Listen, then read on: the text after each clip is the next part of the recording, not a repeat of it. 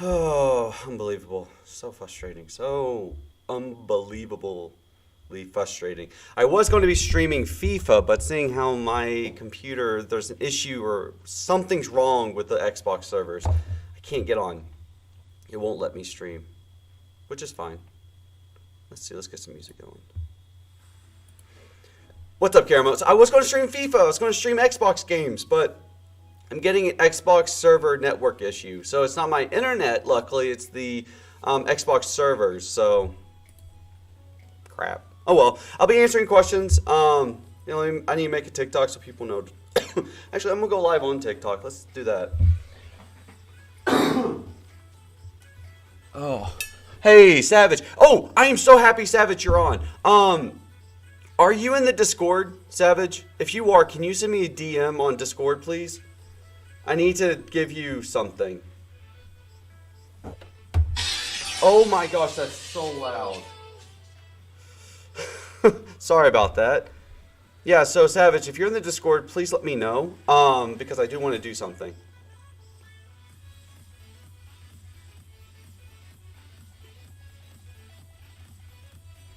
So yeah, I just need to know if you're in Discord. I would like to. Yeah, send me a DM, please, so I know who you are. Are you Miguel724? Is that you?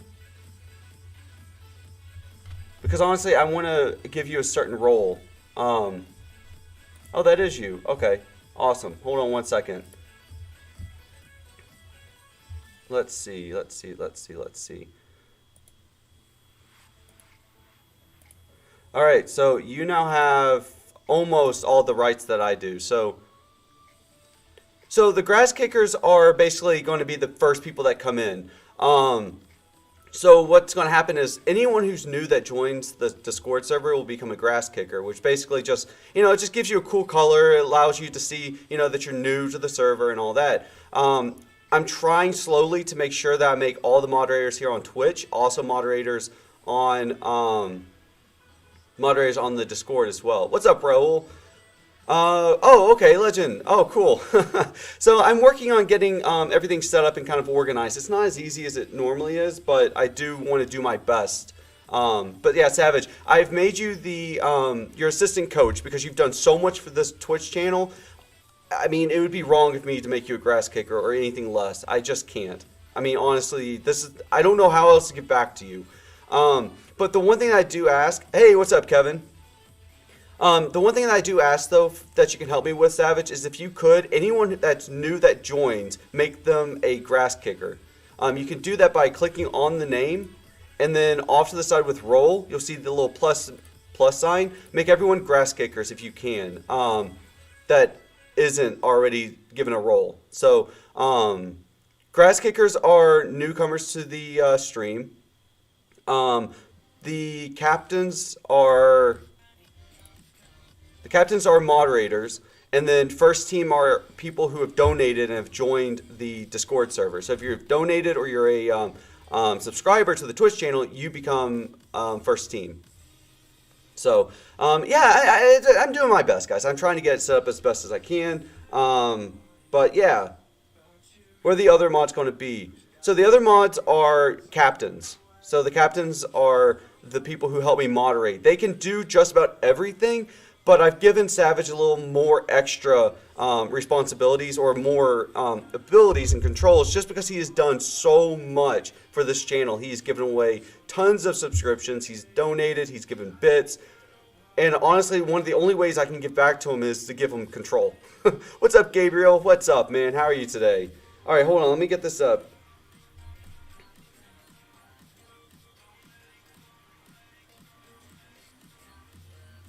Because I want to make sure I'm asking questions on Twitch as well as TikTok. And now I've got this my new tablet. I'm happy my parents bought. They got this I asked for a tablet for Christmas and my parents sent me. I'm going snowboarding tonight. I am taking my GoPro and yeah, I'm excited. I normally during this time of the year go snowboarding almost every day. What is sound alerts? Sound alerts, I don't know. I'm trying to get those set up. So I'm trying to get a lot of the things on the Twitch and the Discord and all that set up. So we have bots, we have a music bot and a meme bot on the Discord channel, and then we've got some other things in the works. I'm trying hard to get all this set up to where it's more interactive, but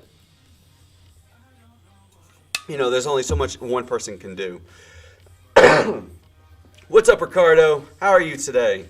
So guys, I am on TikTok, I'm on Twitch, I'm on YouTube, Facebook, and that's about it. So yeah, if I answer a question on one channel, I'm gonna try and read all questions out loud. If you ask me a question, I'm gonna read it out loud, whether it's on one channel or the other. So if you don't see it in your chat, that's because it's been asked on a different chat channel.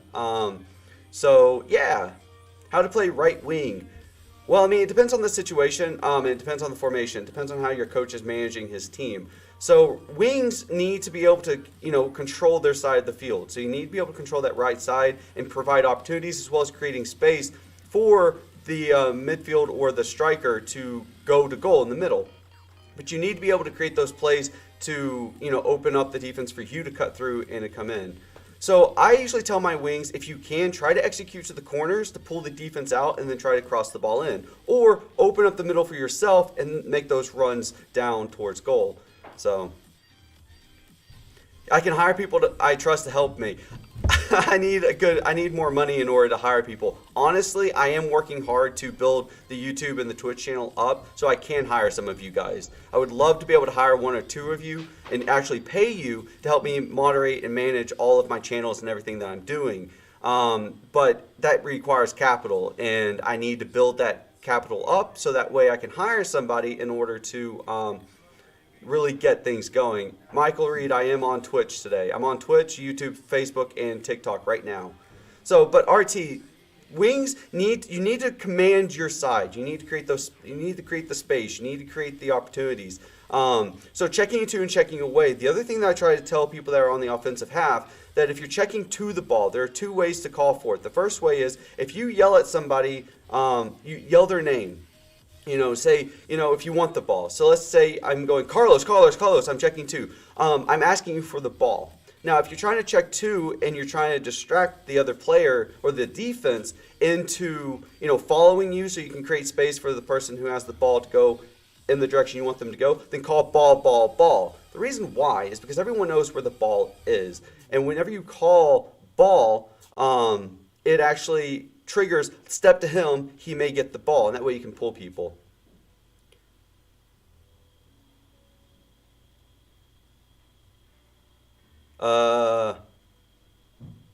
I'm always concerned to say hi to people's names because there's too many acronyms that don't work. Guillermo, not yet. No, he's not. Not yet, guys. We'll see what happens. Have I ever used the 3331? No, I've never actually even heard of the 3331. I've heard of the 433, but I've never actually heard of the 331. That's actually a pretty interesting concept. Wow, that's really narrow down the middle. Holy cow, just even... How do you play with the 3331? Honest to God, that throws me through a loop thinking about 3331. How does that work? Where's my board? Do I have a marker over here? No, I don't have a marker. Shoot. Wow, I'm gonna have to write that one out and look at that. That's pretty yeah, I'm gonna have to look at that's pretty. Samuel, thank you for mentioning that. That's actually pretty interesting. Let me play with that. I want to see how that works because 3331 up top. Wow. Yeah, let me work with that. That's interesting.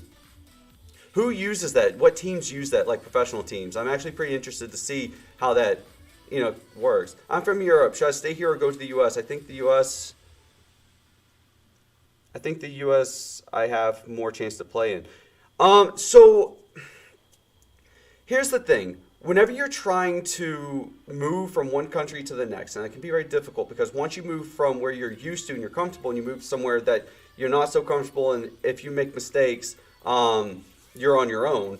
It can work against you. So you really want to make sure that when you make the decision to move from Europe to the U.S. or the U.S. to Europe, that you research everything. Because when you come here, every state has different living, you know, benchmarks, and you really want to make sure that when you move to, let's say, the southern parts of the United States, you can afford more. You can go further on your dollars. So, but if you move to the West Coast or the East Coast, you're going to realize that it's a lot harder to survive. You have to make more money. So make sure that if you do plan on going from one country to the next, that you look into those locations in which you want to play, and make sure that it's something that you can do, because you never know whenever. If you go there, if you make $20 an hour and you think that's a lot of money and you realize it really isn't, it can put a lot of stress on you and you may not enjoy it. So yes, it's great being able to move overseas and play professionally, but you still want to make sure that you're in a position to make money and be happy with what you're doing. King Shadow, thank you. I do enjoy. I try my best to make it as interesting as possible. It's fun. I do try. I was going to play FIFA. I'm a little upset because for some reason the Xbox servers are down. No idea why. Internet and everything else is perfectly great, but the servers aren't working, so I'm going to have to wait until tomorrow to play FIFA. Don't take advice from a soccer coach on TikTok who has never played the highest levels. Wow, okay, kid. Whatever you say. But guess what? I can do this. Maybe. Yeah, there we go. Block. So, whatever. Coach, are you going to play Fortnite? I will not, Guillermo. I'm going to go snowboarding tonight. I'm going out with some friends to go snowboarding for like the only time I can this year. So definitely going out and going snowboarding. But I will be putting some videos on TikTok about snowboarding, which will be fun. And it's more about, having fun. Yeah, I mean, guys, if you don't like the advice I'm putting out there, then don't follow, don't watch, don't engage. Like, I don't care. I'm out of pocket.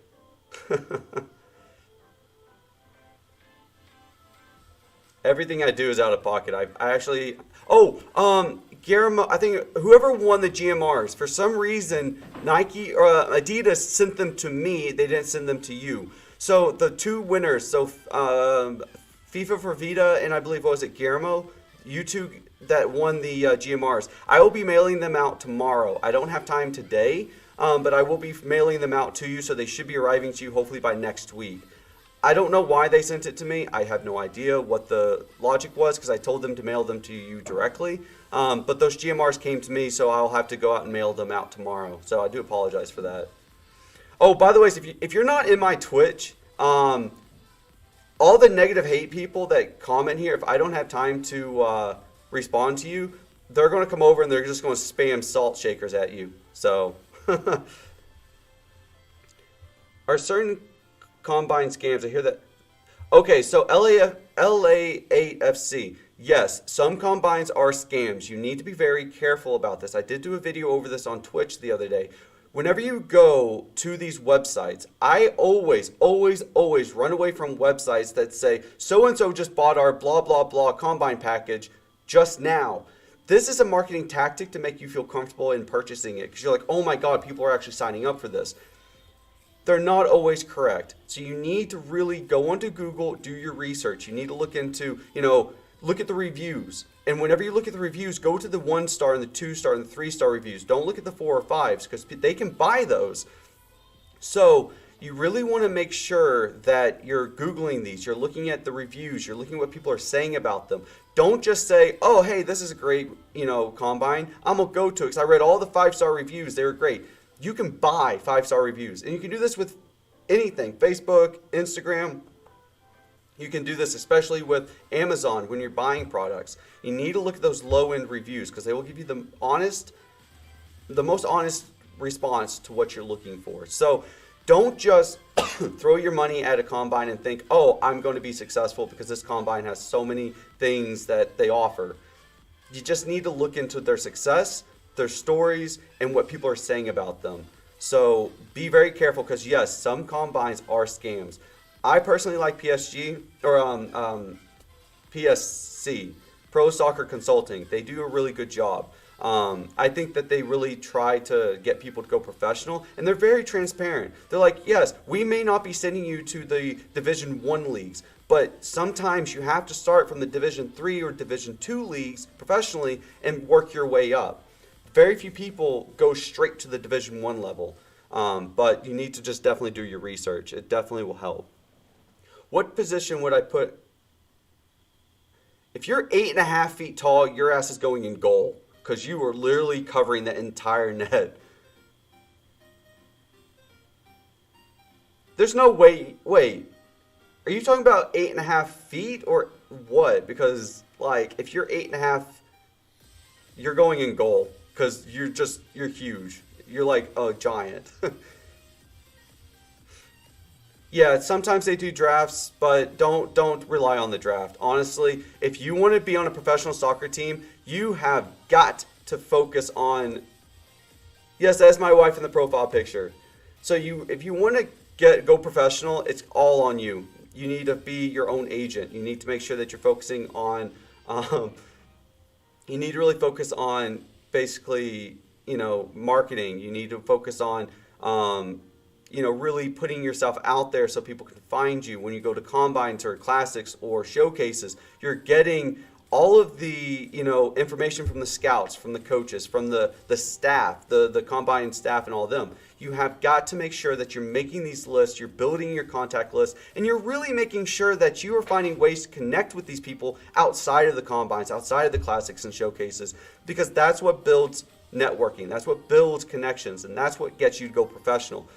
Drafts, honestly, the soccer draft, like in the United States, is so new. Like, it's not going to be your biggest way in because they're going to be drafting people from other countries. They're going to be drafting people across the nation.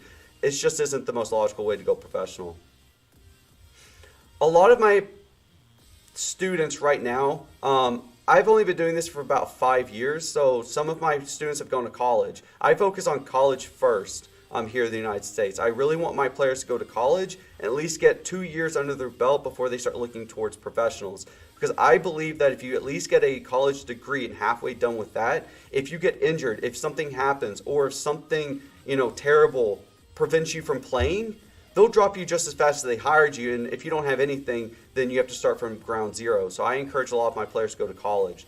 So yes, absolutely, 100%. So the question is, should I go play in a D1 college because I got an offer? Absolutely. D1 schools are the closest thing to playing in the professionals that you can possibly get without actually playing in the professionals. The reason why is because D1 schools are highly competitive. Their scholarships are competitive, their games are competitive, everything is at a high level.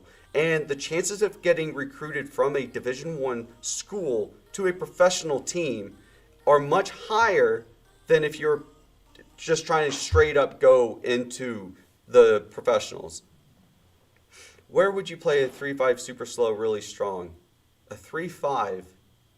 Wow. I would probably put you at forward.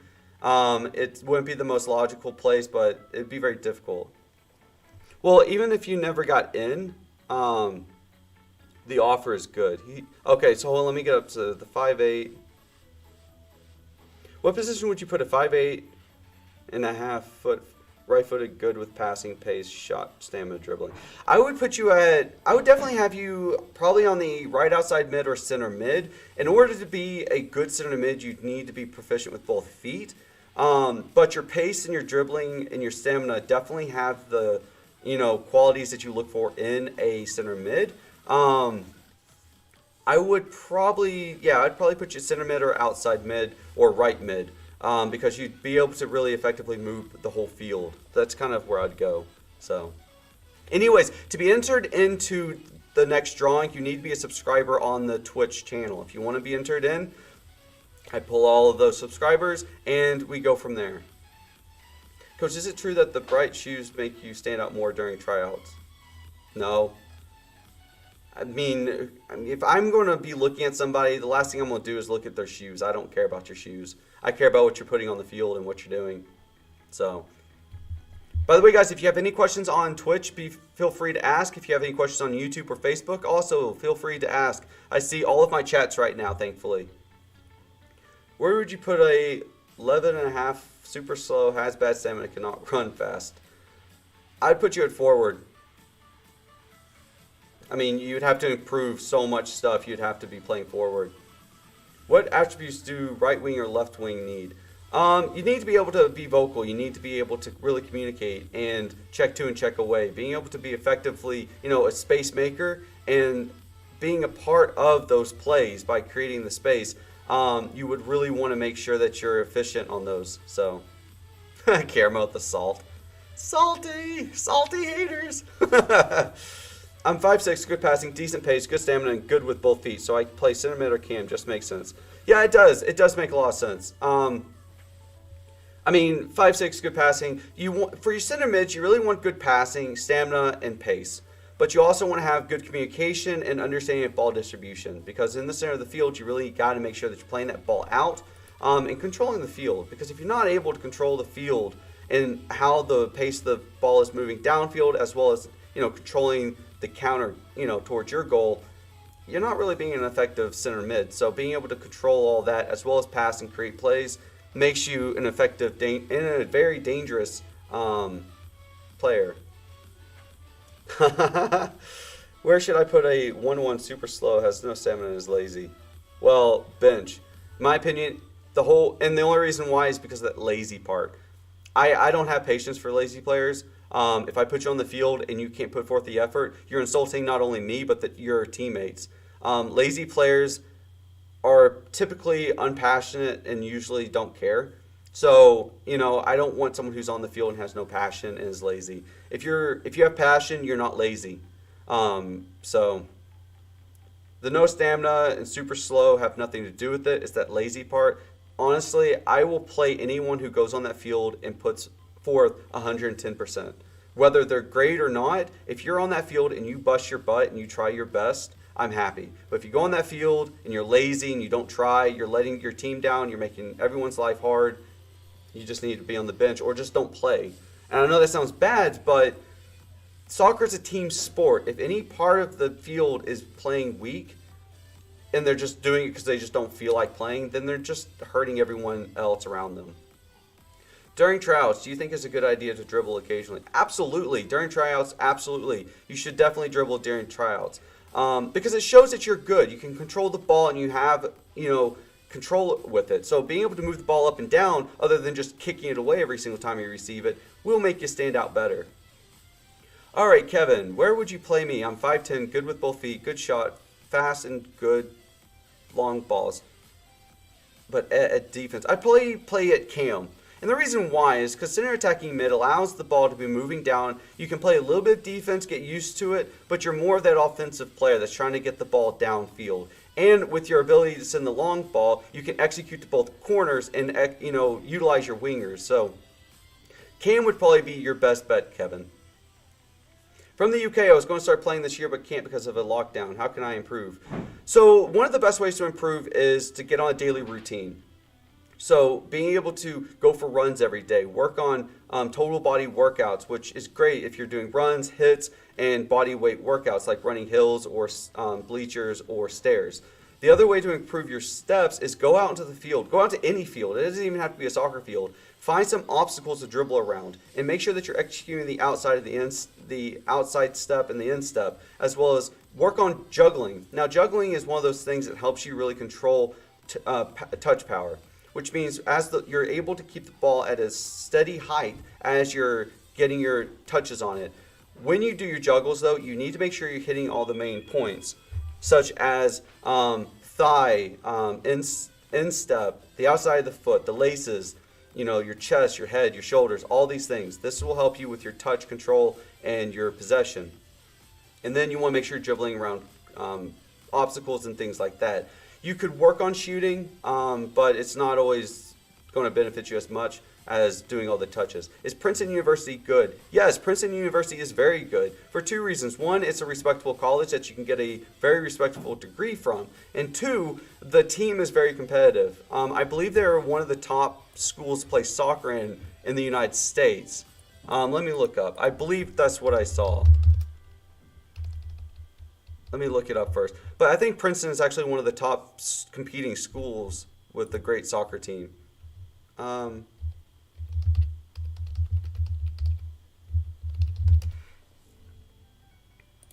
Let's see where they rank. Oh, yeah, definitely. Yeah, I was right. So they're number 6 in their conference, which is actually their top 10, which is good. Except, yeah, basically, yeah, Princeton's good. Princeton and Harvard and all those are very competitive. So, Coach, what if your students said they were quitting due to bullying from their peers? I have zero tolerance for bullying on my team. Zero. I don't allow it.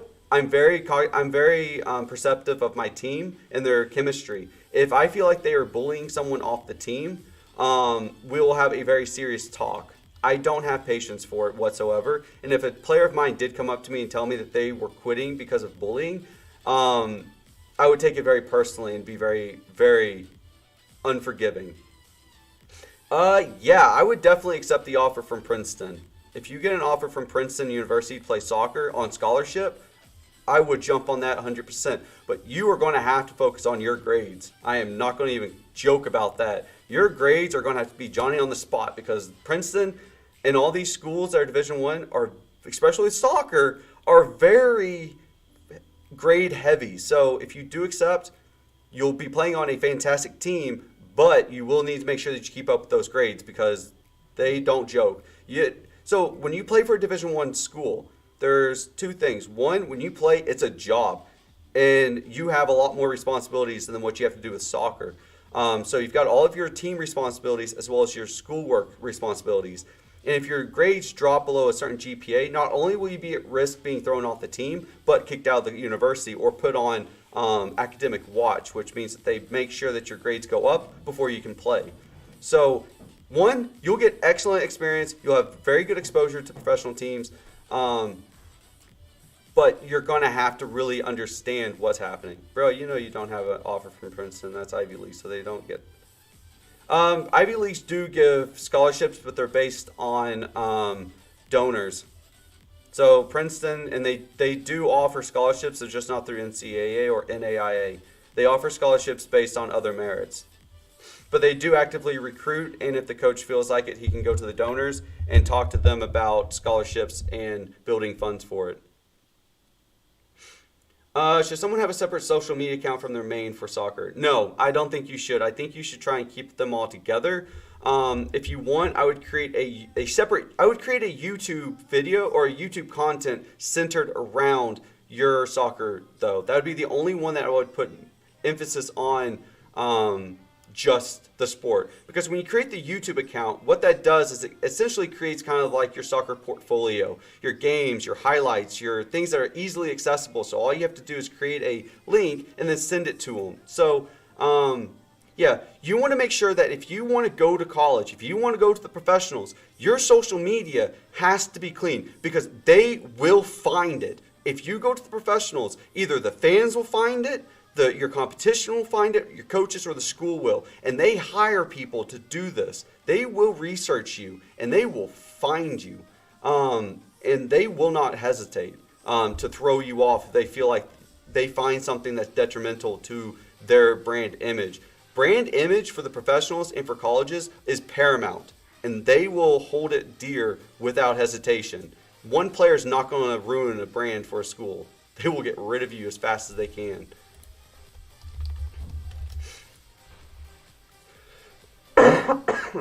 Why are players so toxic to new players?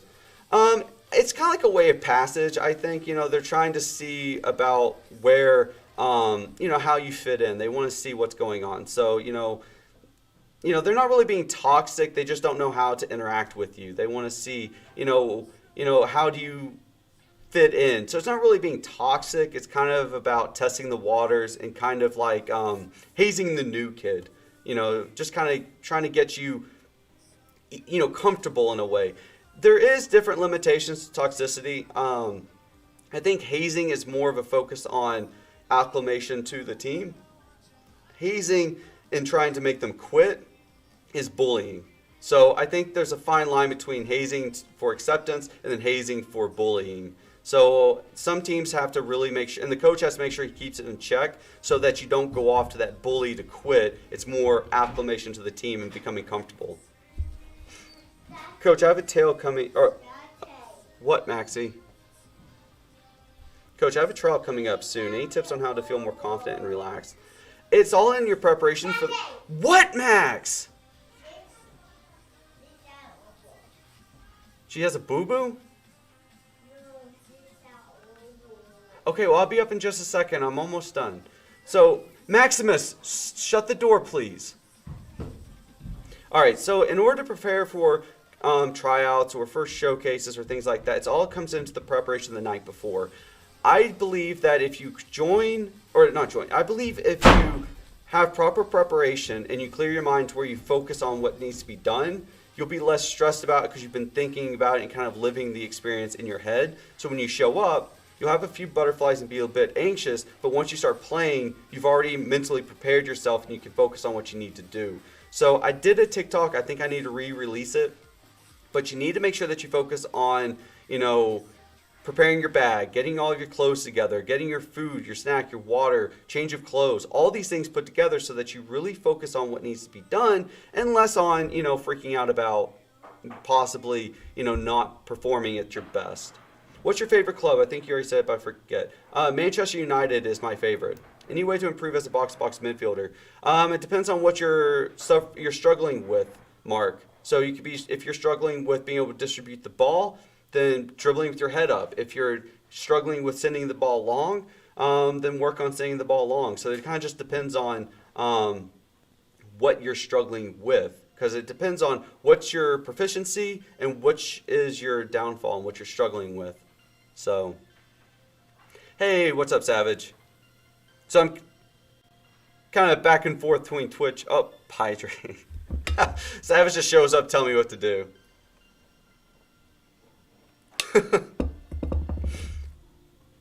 Anyway to prove, but yeah.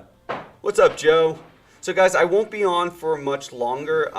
Today is a bit busy. Unfortunately, I have to deal with, I have to go get some new snowboarding stuff, then I have to go pick up some other things, and then I have to go snowboarding. So I won't be live tonight, unfortunately.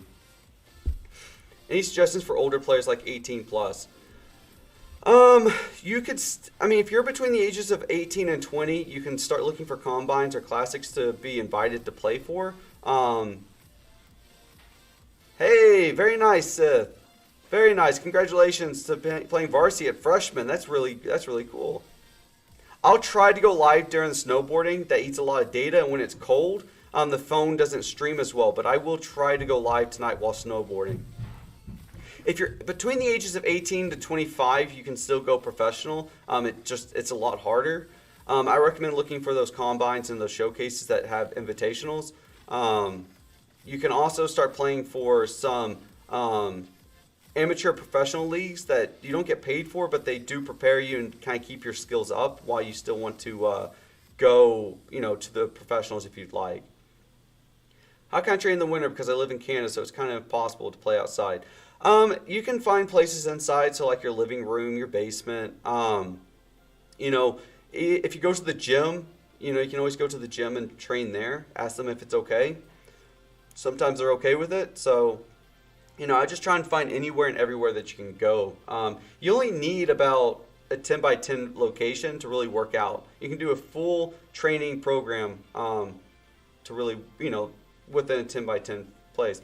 Where do you snowboard? I snowboard up at Mount Wachusett and, oh my God, I forgot the other place. I totally just blanked on the other place I go to. But Mount Snow. So Mount Snow and Wachusett Mountain. Oh, Kevin, how'd the call go with the recruiter? How did that go? Fill me in. I want to know. I can't afford Attitash. Attitash is expensive. I thought Mount Snow was expensive, but Attitash is out of control. I have been to Vail, Colorado, though. Vail was pretty sweet. I learned to ski there. I did not like skiing, though. I do not like to ski. Snowboarding is so much more fun. Tips for a defender. Patience. Honestly, patience and staying compact is basically the most important thing. Being able to really control the ball and realizing that, patience will help you be more successful than freaking out and just stepping as fast as you can. So being able to really be patient and push any oncoming pressure to the corner and making sure that you're controlling the direction in which the opponent's going.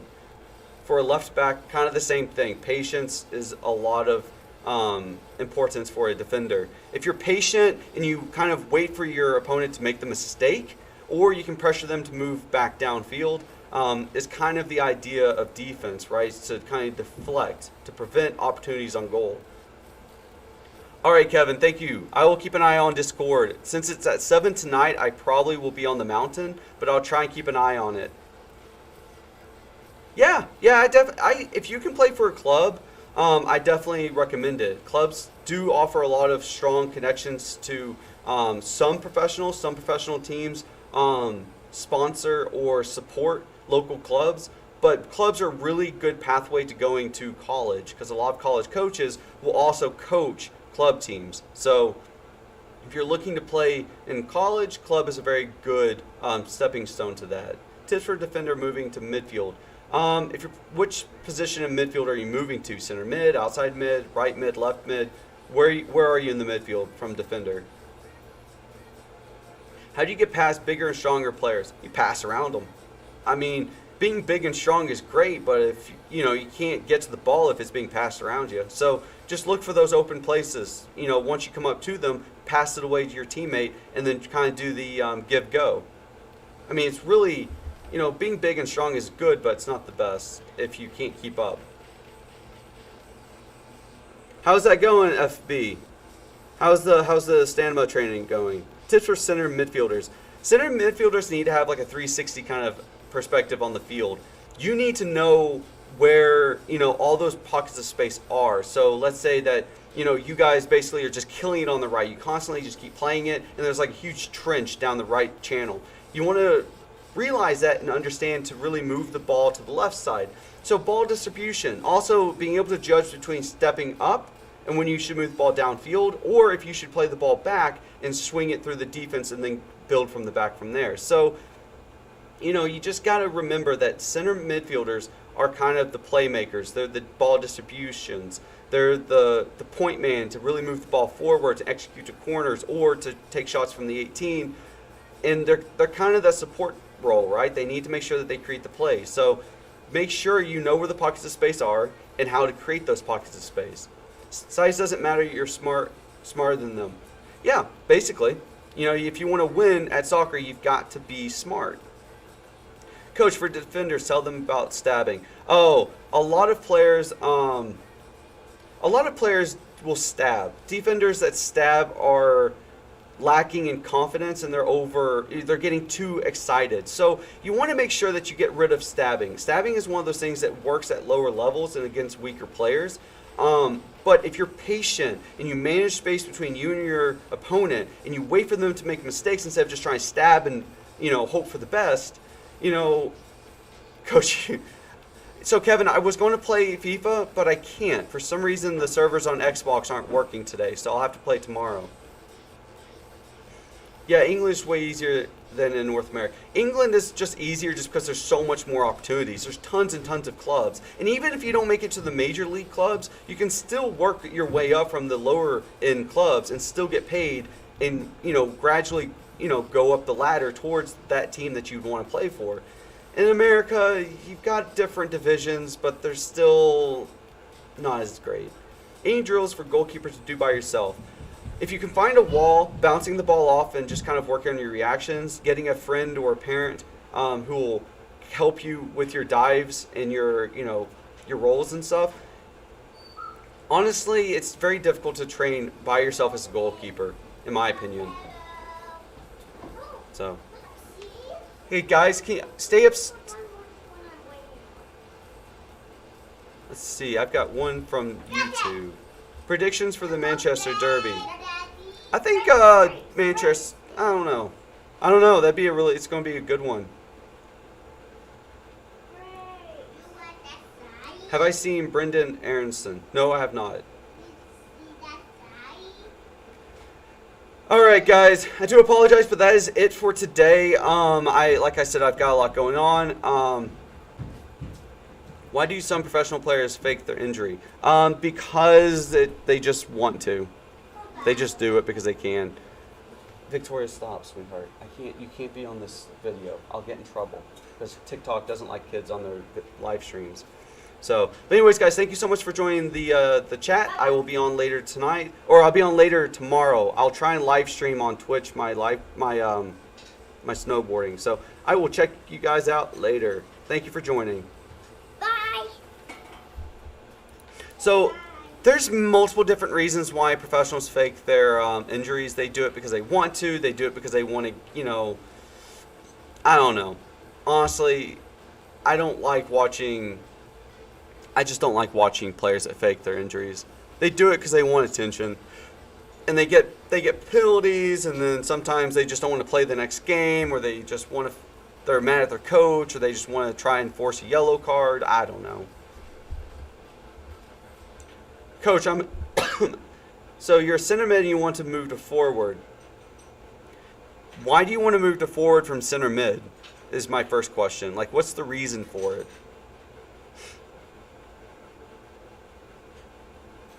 Man City versus Man United. I honestly hope Manchester United wins, but I think Man City has a better chance of beating them.